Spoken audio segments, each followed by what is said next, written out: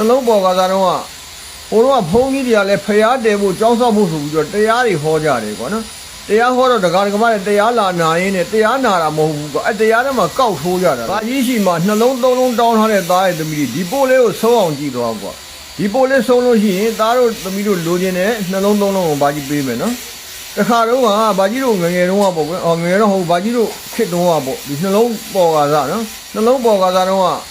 ဟိုတော့ဖုန်းကြီးတွေကလည်းဖျားတယ်ဖို့ကြောင်းဆောက်ဖို့ဆိုပြီးတော့တရားတွေဟောကြတယ်ကွာနော်တရားဟောတော့ဒကာဒကမတွေတရားလာနာရင်းနဲ့တရားနာတာမဟုတ်ဘူးကွာတရားထဲမှာကောက်ထိုးကြတာလို့တရားထဲမှာပါတဲ့ဟာတွေကိုနှလုံးကောက်ထိုးတယ်သုံးလုံးကောက်ထိုးတယ်ကောက်ထိုးကြတယ်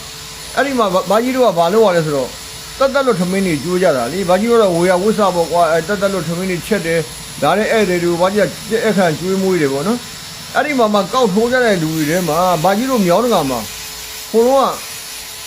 အမတန်ချမ်းသာတဲ့အမျိုးသမီးတယောက်ကကုံစုံကကြီးကိုဟီးလို့သူကမြောင်းတကမှာဆိုတော့အကြီးကျယ်ဆုံးအချမ်းသာဆုံးအဲ့ဒီတော့ပေါ့လေအခက်တော့အဲ့ဒီအမျိုးသမီးကလည်းဘာသာရေးကိုအမတန်ကိုင်းဆိုင်တာကွာအများတန်းသူကတရားလာတာတရားနာရင်းနဲ့တရားထဲမှာပါတဲ့ဟာတွေကိုသူကကောက်ထိုးတယ်ပြောတာပဲကောက်ထိုးရင်းနဲ့ဒီခါနှလုံးကနှိမ့်တိုင်းပေါက်တယ်ကွာနော်သူ့နာမည်ကတော့ဘာကြီးတို့နာမည်အမှန်တော့မဟုတ်ဘူးပေါ့ကွာမပန်းဝေဆိုပြီးတော့နာမည်ပေးလိုက်မယ်နော်ခေါ်လို့လွယ်အောင်ပေါ့တကယ်တော့တကယ်အဖြစ်မို့လို့တကယ်နာမည်အရင်ကတော့ပြောပြလို့မရဘူးဒါဘူးလူကြီးအဲ့တော့မပန်းဝင်ပေါက်တယ်ဆိုတော့တို့တွေကလည်းဝမ်းသာကြတာဗောအော်ဒီကောင်မလေးကဘာသာရေးကိုလေးစားလို့သူကပေါက်တာပဲဗောနေ့တိုင်းပေါက်တာမှသိန်းချီပေါက်တာကွာနော်တနေ့သိန်းမိုးနှစ်သိန်းမိုးပေါက်တယ်ဆိုတော့သူကဝမ်းနေတာတယ်ဒီကောင်မလေးကချမ်းသာတယ်ချမ်းသာတော့မှာပဲဗောနောက်တော့အဲ့ဒီဆရာတော်ကလည်းကျောင်းဆောက်ဖို့ပြည့်သွားတော့သူကပြန်ကြွသွားတယ်ကွာနော်ပြန်ကြွသွားတဲ့ခါကျတော့ဘာကြီးကလည်းကိုယ့်အလုပ်ကိုလုပ်တာမသိတော့ဘူးနောက်ကျတော့မပန်းဝင်ဆိုင်ဟိုတို့သွားပြီးတော့ပစ္စည်းသွားဝယ်မယ်ဆိုသွားတဲ့ခါကျတော့သူ့ဆိုင်ရမရှိတော့ဘူးချိတ်ပိတ်သွားတယ်အဲ့ဒါမပန်းဝင်ဘယ်ရောက်သွားလဲဆိုတော့နှလုံးသုံးလုံးရှုံးလို့ဟိုရွာအပြင်ကိုထွက်ပြီးတော့တဲလေးနဲ့သွားထိုးနေရတယ်တဲ့ဟာမဖြစ်နိုင်ဘူးသူမြောင်းတော့မှဒါအချမ်းသာဆုံးလူပေါ့ဘလို့ဖြစ်တာလဲပေါ့ဒါသမီးတို့နှလုံးဆိုတာမျိုးကထိုးရင်ပေါက်တယ်ကွာနော်ပေါက်တယ်ရှုံးတယ်ဘာလဲဆိုတော့အကုန်လုံးကအကွက်100ရှိတဲ့အတွက်ဟိုကောက်ထိုးဒါကောက်ထိုးတော့ထိုးအကွက်100 120 130 150ဖြစ်ရင်တစ်ခါပေါက်ပြန်တယ်ကွာနော်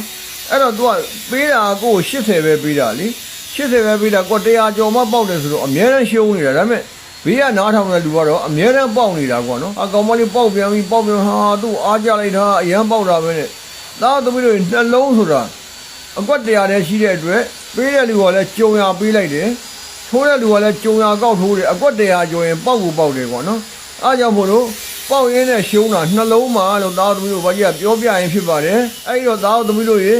ဒီဇလန်းလေးကိုသားသမီးတို့ကြည့်ပြီးတော့နှလုံးသုံးလုံးထိုးကျင်ကြသေးလားထိုးကျင်နေဆိုရင်တော့ဘာကြီးတစ်ကွက်ပေးလိုက်မယ်နော်305လေးတာထိုးကြလို့နော်305လေးဆိုတာကုံမနာအေးတယ်လို့ပြောတာနော်အဲ့တော့နာအေးကျင်တော့သားသမီးတို့ထိုးရပြီးတော့အားလုံးသားသမီးတို့ရေ